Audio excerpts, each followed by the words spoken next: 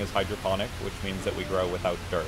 The water is constantly running across the roots of the plants, constantly enriching them and giving them everything they need from a nutritional level. But being inside the greenhouse also allows us to control all of the other elements of growth, the heat, the carbon dioxide, and it allows us to grow the best plant possible. They're not subject to any of the pressures that a plant outside might be subject to. We don't have to use any pesticides because there's no bugs in here. And we're able to grow a plant that's of a superior variety. It's a better strain of basil, it has more aroma, and has a better flavor. And we're able to accomplish all of that by growing in a climate-controlled greenhouse rather than out in a field. The sustainability of this project is really important to us. We're able to recycle all of our water. So I think that this can be a future for farming in the United States. There's been reports that up to 1 million farmers will be retiring in the next 5 to 6 years just because of their age.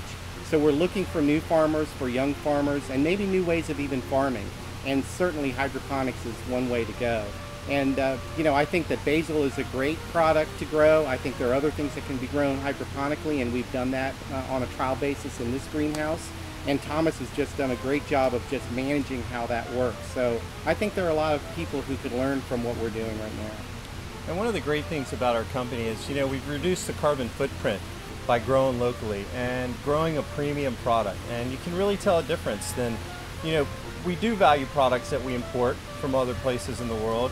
But when you can do it locally and you can not have to spend the money on the fuel costs and everything it takes to get a product from halfway across the world, whether it be Palestine or Mexico or even California for that matter, it really makes a difference. And because we're clean grown, we don't use pesticides, we don't use GMO seeds, we really care about our brand. The industry is changing, and I think most restaurants that are growing, they have to set themselves apart, and they have to care about local items, and they have to care about quality if they're going to set themselves apart from the competition.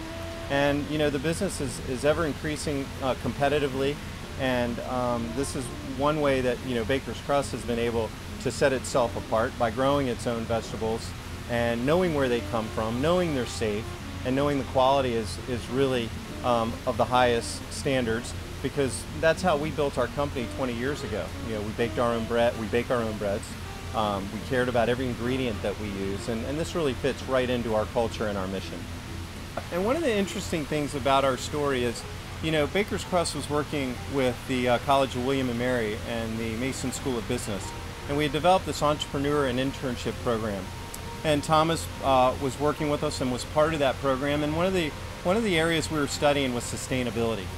And as we studied it, we came across the idea of opening a greenhouse and growing some fresh herbs and lettuces and different items to contribute to sustainability and to follow the mission that we've been discussing of reducing the carbon footprint, offering a healthier item to the public and of the highest quality, and building a brand. And I think all of us really have a strong sense of entrepreneurship.